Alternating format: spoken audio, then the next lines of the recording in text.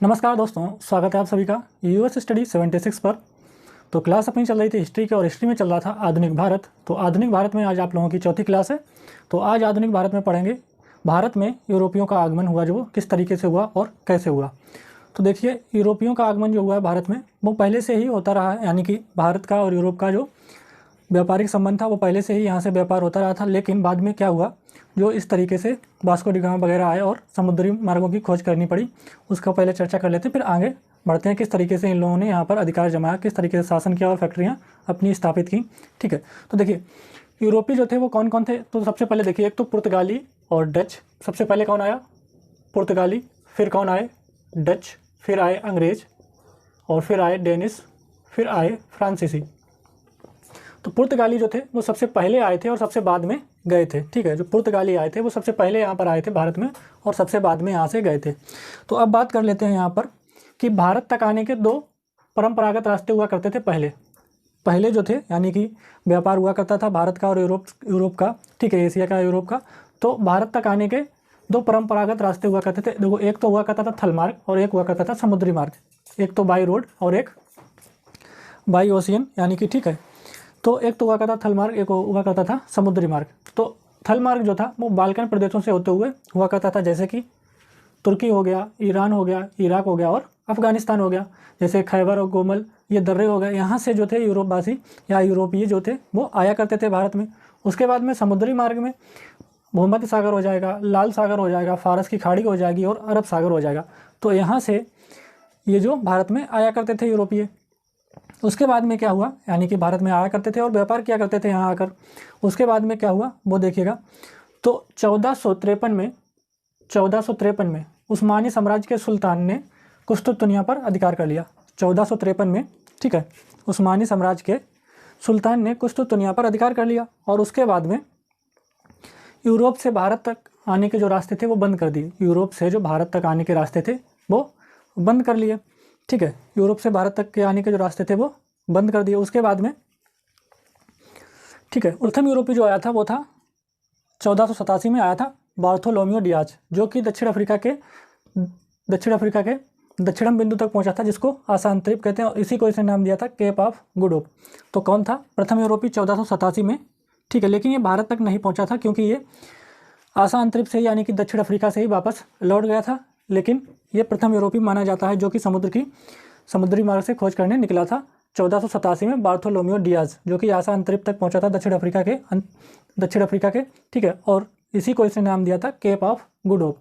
उसके बाद में क्या हुआ, 1497 में कोलंबस, ठीक है, 1497 में कोलंबस मैड्रिड स्पेन से निकला था। ठीक है, मैड्रिड स्पेन से निकला था भारत की खोज करने के लिए। लेकिन दिशा भटक जाने की वजह से ये क्या हुआ, ये अमेरिका पहुंच गया और इसने खोज की किसकी? पश्चिम, ठीक है, पश्चिम भारत की या वेस्ट इंडीज की। ठीक है, तो 1494 में कोलंबस भारत की खोज पर निकला, लेकिन दिशा भटक जाने की वजह से ये इसको आना था पूरब में और ये पहुंच गया पश्चिम में। इसको वहाँ से मैड्रिड स्पेन से निकलने के बाद इसको आना था पूरब में, लेकिन ये दिशा भटक जाने की वजह से पहुंच गया पश्चिम में। फिर क्या हुआ, इसने अमेरिका की खोज की या इसने वेस्ट इंडीज़ की खोज की, यानी कि ये पहुंच गया वेस्ट इंडीज़ में। ठीक है, तो ये कहाँ पर पहुंच गया? वेस्ट इंडीज़ में। उसके बाद में क्या हुआ, 1497 में वास्को डी गामा निकला भारत की खोज पर। 1497 वास्को डी गामा भारत की खोज पर निकला। कहाँ से निकला था? ये पुर्तगाल की राजधानी लिस्बन से। ये पुर्तगाल की राजधानी लिस्बन से निकला था। कौन? Vasco D gamma. कब? 1497 में। कब निकला था? 1497 में। और ये कहाँ पर पहुँचा सबसे पहले? ये पहुँचा आसान द्वीप पे, जहाँ पर ये बार्थोलोमियो डियाज पहुँचा था। वहीं पर ये पहुँचा कौन? Vasco D gamma. ठीक है, कौन पहुँचा? वास्को डी गामा पहुँच गया।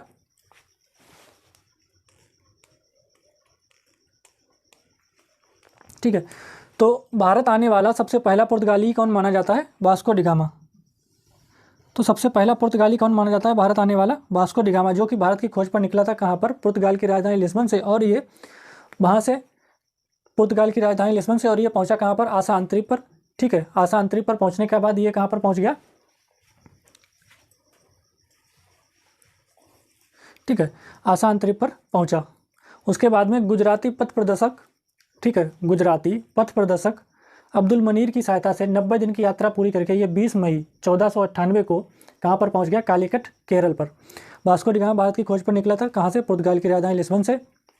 गुजराती पथ प्रदर्शक अब्दुल मनीर की सहायता से 90 दिन की ये यात्रा पूरी करके पहुंच गया कालीकट केरल पर। ठीक है, कालीकट के केरल पर पहुंच गया और ये पहुंचा उस पोर्ट पर, ठीक है, जहां पर पहुंचा, जिस पोर्ट पर ये पहुंचा उस पोर्ट को कप्पक डाबू कहा जाता है। जिस पोर्ट पर ये पहुंचा उस पोर्ट को क्या कहा जाता है? उस पोर्ट को कप्पक डाबू कहा जाता है। और कालीकट के, ठीक है, कालीकट के शासक जमोरिन के द्वारा इसका स्वागत किया गया। कालीकट के शासक जमोरिन के द्वारा इसका स्वागत किया गया। तो भारत आने वाला पहला पुर्तगाली कौन कहलाता है? Vasco D gamma. ठीक है, भारत आने वाला पहला पुर्तगाली कौन कहलाता है? वास्को डी गामा कहलाता है।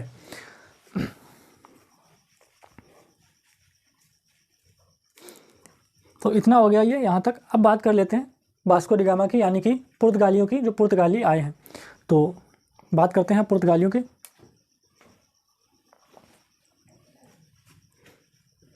तो भारत आने तक के पहले 2 रास्ते हुआ करते थे, लेकिन उस्मानी साम्राज्य के सुल्तान कुस्तुतुनिया पर अधिकार कर लिया। उसके बाद में इसने आने से, यानी कि इसने क्या कर दिया, आने पर रोक लगा दी। तब नए समुद्री मार्गों की खोज की गई। तो समुद्री मार्गों की खोज के लिए सबसे पहले कौन निकला था? कोलंबस, लेकिन रास्ता भटक जाने की वजह से वो पहुंच गया वेस्ट इंडीज। उसके बाद में निकला 1497 में वास्को डी गामा, जो कि 90 दिन की यात्रा पूरी करके पहुंचा कालीकट के कप्पक डाबू तट पर। ठीक है, कालीकट केरल पहुंचा और वहां पर जिस पोर्ट पर पहुंचा उसको कप्पक डाबू कहा जाता है।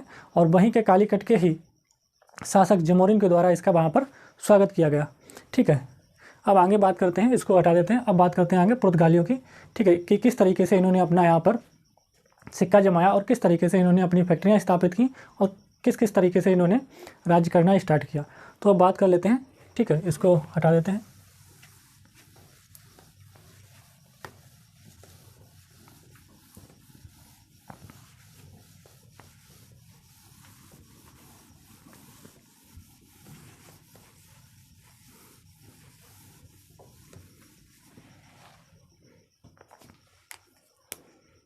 अब बात कर लेते हैं पोर्तुगीज या पुर्तगालियों की।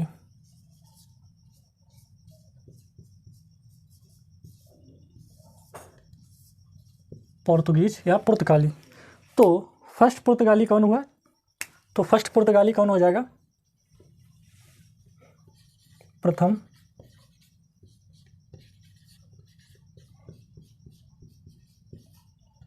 पुर्तगाली ही कौन हो जाएगा? जो कि 1498 में आया। कौन? Vasco D gamma.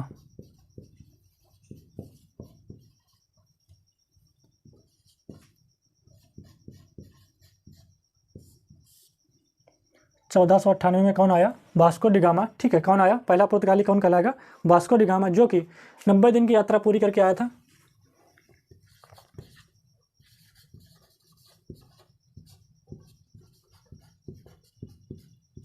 जो कि 90 दिन की यात्रा पूरी करके आया था। ठीक है, 90 दिन की यात्रा पूरी करके ये कहाँ पर पहुंचा था?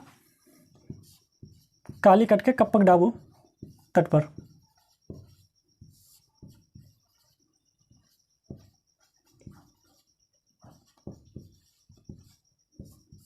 कालीकट के कप्पक डाबू पर ये पहुंचा था। ठीक है, जिस बंदरगाह पर ये पहुंचा था उसको ही क्या कहा जाता है?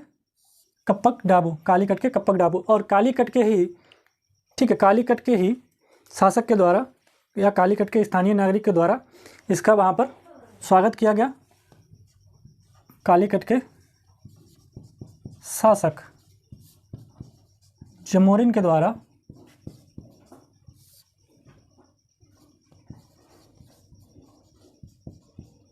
इसका क्या किया गया? स्वागत किया गया।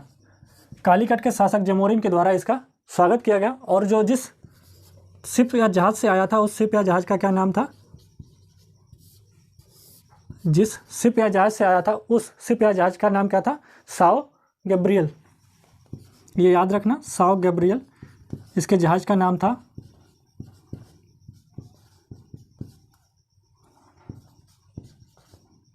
Sao Gabriel. तो प्रथम पुर्तगाली कौन माना जाता है आने वाला? वास्को डी गामा, जो कि, तो प्रथम पुर्तगाली कौन माना जाता है भारत आने वाला? वास्को डी गामा, जो कि 1498 में आया था।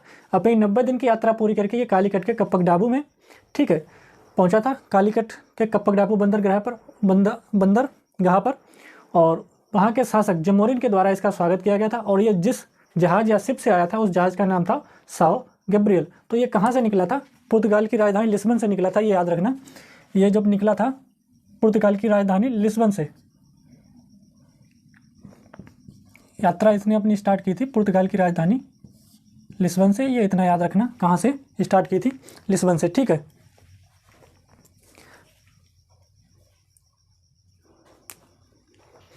ये जो आया था ये पुर्तगाल के ही एक शासक थे। ये किसका प्रतिनिधि बन के आया था?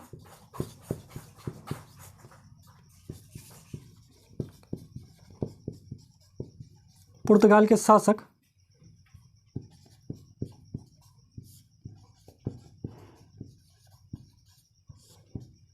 डॉन हेनरिक का प्रतिनिधि था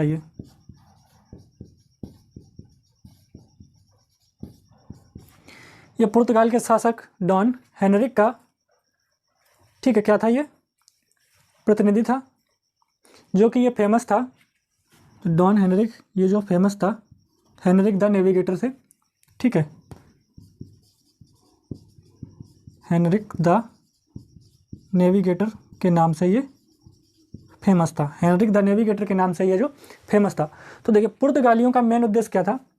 जैसे कि यहाँ पर पहले इन लोगों का व्यवसाय हुआ करता था, लेकिन इन लोगों का मेन उद्देश्य ही यहाँ पर आने का क्या था? वैसे तो ये लोग आए थे कि हम व्यापार करने आए हैं, लेकिन इन लोगों का मेन जो उद्देश्य था भारत में आने का, क्योंकि इन लोगों को पता था भारत में धन संपदा बहुत ज़्यादा है, ठीक है, बहुत ज़्यादा है, इसीलिए इन लोगों को पता था। और इन लोगों का जो मेन उद्देश्य था वो था अपने ईसाई धर्म का प्रचार करना। जो यूरोपीय आए हैं, ठीक है, इन लोगों का, या जो पुर्तगाली आए हैं सबसे पहले, तो इनका मेन उद्देश्य यानी कि व्यापार करना तो था ही, लेकिन उसमें छुपा हुआ एक इनका मेन उद्देश्य जो था वो था अपने ईसाई धर्म का प्रचार प्रसार करना। कहाँ पर? भारत में। इनका मेन उद्देश्य यही था, ठीक है, इनका मेन उद्देश्य यही था। उसके बाद में जब ये 1499 में वापस लौटा वास्को डी गामा,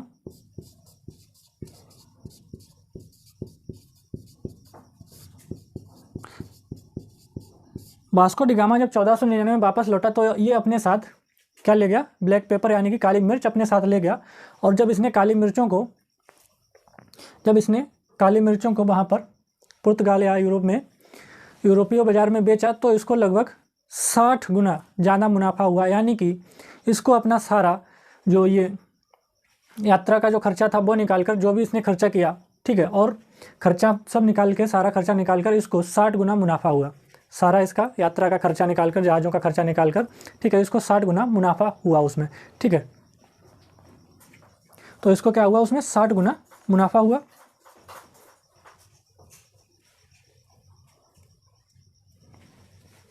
तो जब इसको 60 गुना मुनाफा हुआ, ठीक है, 60 गुना मुनाफा हुआ काली मिर्चों को वहाँ पर बेचने पर, तो यहाँ पर लिख लीजिएगा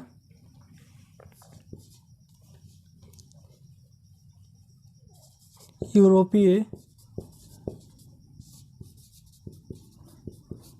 बाज़ार में, हाँ पहले तो यहाँ पर लिख लीजिएगा, इतना लिखिए।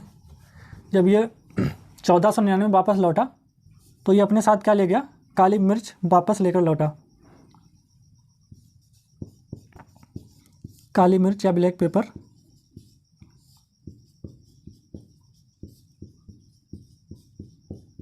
साथ ले गया। काली मिर्च या ब्लैक पेपर साथ ले गया। जब इसने यूरोपीय बाज़ार में ये काली मिर्च बेची तो इसको 60 गुना मुनाफा हुआ। सारा खर्चा निकालकर, यात्रा का खर्चा निकालकर इसको क्या हुआ? काली मिर्च इसने क्या की? यूरोपीय बाज़ार में जब बेची,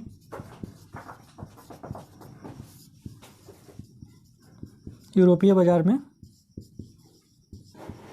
जब इसने बेची तो इसको क्या हुआ? 60 गुना मुनाफा हुआ। इसको क्या हुआ? 60 गुना मुनाफा हुआ। तब इसने डिसाइड किया ये भारत दोबारा वापस लौटकर फिर जाएगा, ठीक है। तब इसने क्या डिसाइड किया? ये वापस भारत दोबारा फिर जाएगा, ठीक है। तो इसने क्या डिसाइड किया? ये दोबारा वापस फिर जाएगा। उसके बाद में प्रथम पुर्तगाली था वो वास्को डी गामा था। सेकेंड पुर्तगाली कौन आया? सेकेंड पुर्तगाली आया कब? 1500 में। 1500 में कौन आया? द्वितीय पुर्तगाली। यहाँ पर लिख लीजिएगा,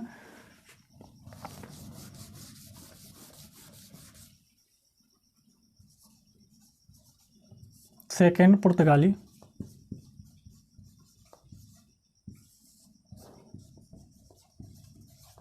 सेकेंड पुर्तगाली आया 1500 में। सेकेंड पुर्तगाली जो आया वो कब आया? 1500 में, ठीक है। कौन था वो?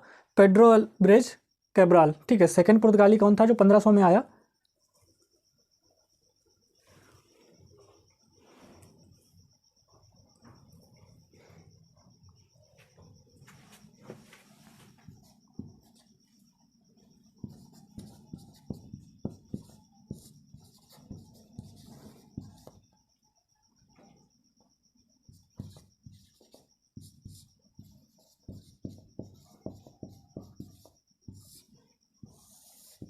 ठीक है, सेकंड पुर्तगाली कौन माना जाता है? Pedro Alvares. ठीक है, पेड्रो अल्ब्रेज कैब्राल। कौन माना जाता है? Pedro Alvares Cabral. ठीक है, जो कि 1500 में आया माना जाता है। ये अपने साथ 13 बड़े जहाज़ों को लेकर आया था। कौन? सेकंड पुर्तगाली पेड्रो अल्ब्रेज कैब्राल। ये अपने साथ 13 बड़े जहाज़ों को लेकर आया था। ठीक है, इसको भेजा गया था वहाँ से, इसको वहाँ से भेजा गया था। ठीक है, तो ये अपने साथ 13 बड़े जहाज़ों को लेकर आया था। तो ये अपने साथ 13 बड़े जहाज़ों का बेड़ा लेकर आया था।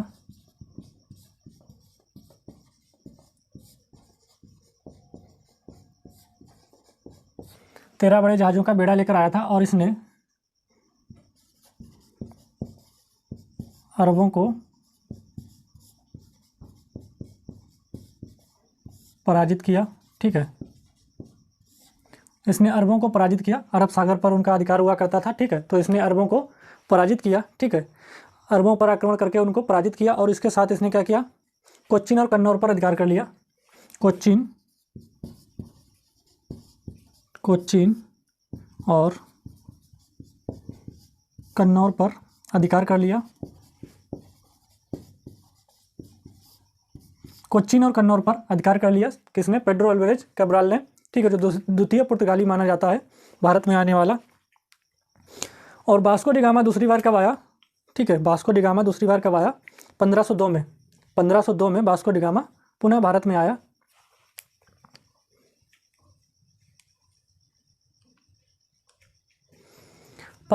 में Vasco D gamma arrived again.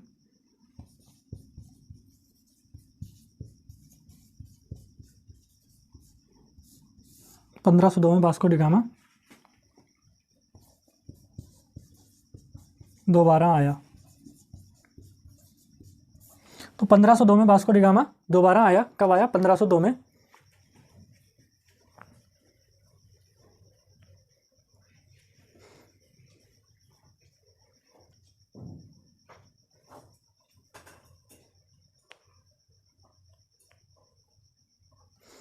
ठीक है, 1502 में वास्को डी गामा दोबारा भारत आया और इसने क्या किया? 1503 में फर्स्ट फैक्ट्री लगी पुर्तगालियों की। 1503 में फर्स्ट फैक्ट्री स्थापित की। 1503 में फर्स्ट फैक्ट्री स्थापित की। कहाँ पर? कोच्चिन में। 1505 में सेकेंड फैक्ट्री स्थापित की। कहाँ पर? 1505 में सेकेंड फैक्ट्री स्थापित की इन्होंने। कहाँ पर? कन्नौर में। ठीक है, फर्स्ट की कोच्चिन में, सेकेंड की कन्नौर या कन्नूर में। ठीक है, सेकेंड कहाँ पर की इन्होंने? कन्नौर में। तो 1503 में फर्स्ट फैक्ट्री लगाई कोच्चिन में, 1505 में सेकेंड फैक्ट्री लगाई कन्नौर या कन्नूर में। ठीक है, उसके बाद में यूरोप से, ठीक है, यूरोप से या पुर्तगाल से 1505 से लेकर 1509 तक के लिए प्रथम गवर्नर भेजा गया पुर्तगालियों का।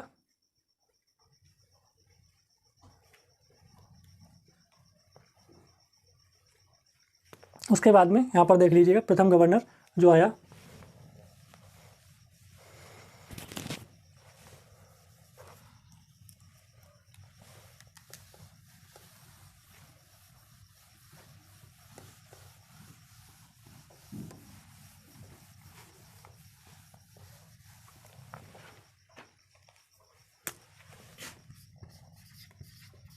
पंद्रह सौ पाँच से 1509 में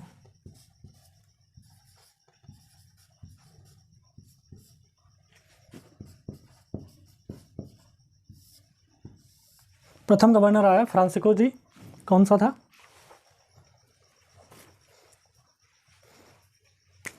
फ्रांसिस्को डी अल्मीड़ा। प्रथम गवर्नर कौन था?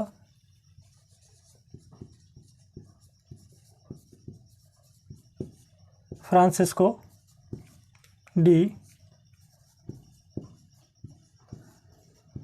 अल्मीड़ा। 1505 से 1509 में प्रथम गवर्नर भेजा गया पुर्तगालियों का। कौन? Francisco de Almeida. कौन भेजा गया? Francisco de Almeida. इसने क्या क्या काम किया यहाँ पर? ठीक है, इसने क्या किया? व्यापार पर अधिकार कर लिया। अरबों पर आक्रमण करके उनके व्यापार पर इसने क्या कर लिया?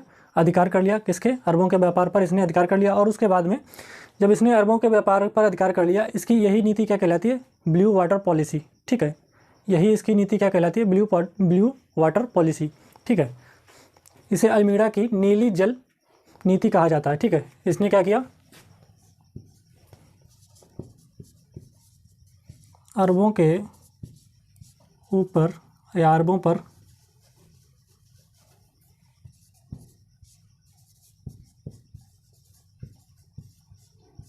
आक्रमण कर दिया। अरबों पर आक्रमण कर दिया और उनके व्यापार पर अधिकार कर लिया।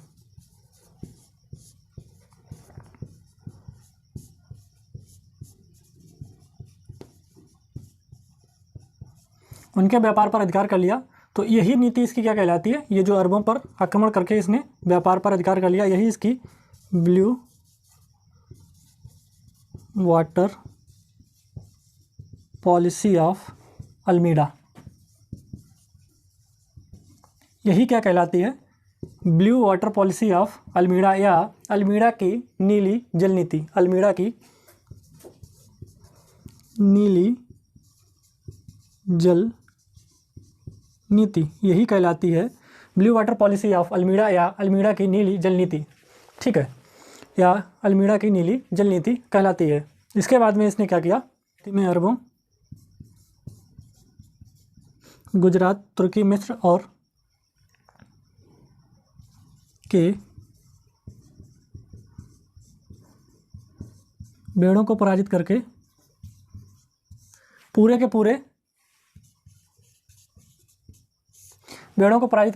पूरे अरब सागर पर अधिकार कर लिया। और 1509 में इसने गुजरात, तुर्की, मिस्र के बेड़ों को पराजित किया और पूरे के पूरे अरब सागर पर अधिकार कर लिया। और पूरे के पूरे अरब सागर पर अधिकार कर लिया। इसके बाद में ही इसको किसकी संज्ञा दी गई? इसी को इस्तांदो दी इंडिया की संज्ञा दी गई। इसके बाद में फ्रांसिस्को डी अल्मीड़ा को किसकी संज्ञा दी गई? इसको संज्ञा किसकी दी गई? इसको संज्ञा दी गई किसकी? इसको संज्ञा दी गई इस्तांदो दी इंडिया।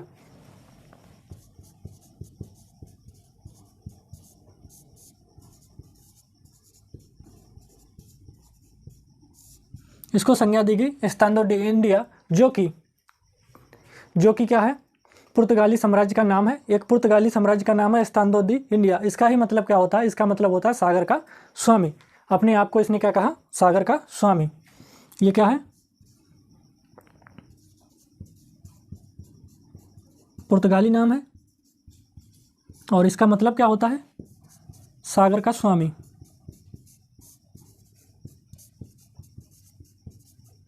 सागर का स्वामी। तो इसके बाद में इसको संज्ञा दी गई इस्तांदो दी इंडिया की, जो कि एक पुर्तगाली नाम है और इसका ही मतलब होता है